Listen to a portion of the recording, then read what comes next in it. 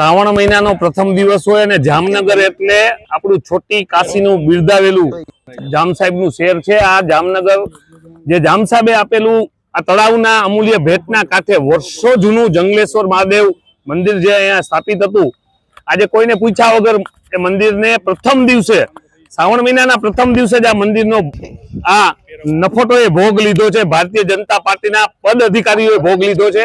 મંદિરનું નવું નિર્માણ થાય છે, જ્યાં સુધી મંદિરનું નિર્માણ ના થાય ત્યાં સુધી આ મંદિર તૂટવું ના જોઈએ, પણ ક્યાંક ને ક્યાંક એની ભૂલ છુપાવવા અણઘટ વહીવટના કારણે જે આ મેળો અહીંયા એના જીદના કારણે બનાવે છે ચેરમેનના, એ મેળાના રસ્તાઓ ખુલ્લા કરવા માટે આજે પ્રથમ દિવસે શ્રાવણ મહિનાના પ્રથમ દિવસે આ લોકોએ આ જંગલેશ્વર મહાદેવના મંદિરને તોડી અને જામનગરના જે હિન્દુ લોકો છે, જે જંગલેશ્વર મહાદેવના હૃદયમાં બિરાજમાન હતા, એની આસ્થા સાથે આ લોકોએ ખેલવાડ કર્યો છે।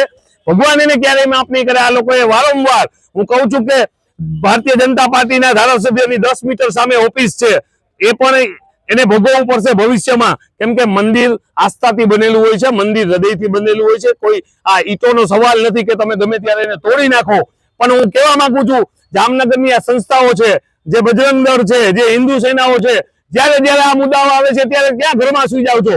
નફત છે તમારા જીવનને, એક મંદિર માટે તમે લડી ના શકો। આજે આ અધિકારીઓ પણ છાના મના આવીને ચોરની જેમ આવીને મંદિર તોડી જાય છે, જ્યારે મંદિરનું નિર્માણ બાકી હોય, પ્રથમ દિવસ શ્રાવણ મહિના હોય અને આવા મોટા જામનગરના કેટલા શ્રદ્ધાળુઓને ઠેસ પહોંચે છે। વિચાર કરવા જેવું છે, આ બધાને સમજવા જેવું છે। આ લોકો માત્ર ને માત્ર મતની વાત આવે છે ત્યારે જ આ લોકોને હિન્દુ યાદ આવે છે।